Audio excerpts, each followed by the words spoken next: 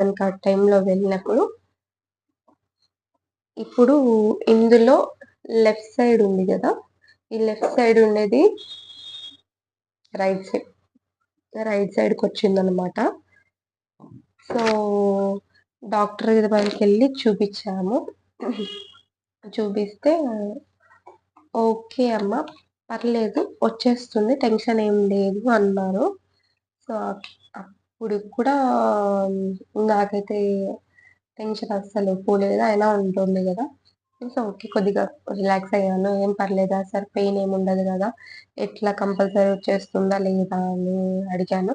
వచ్చేస్తుంది. ఏమి ఇబ్బంది లేదు అనే చెప్పారు. కానీ కొందరికేంటంటే స్ట్రక్ అయిపోతుంది. కొందరు మెమోరీ కార్డ్ మింగిన వాళ్ళున్నారు. కొందరు సూది మింగిన వాళ్ళున్నారు అని చెప్పారనమాట డాక్టరు.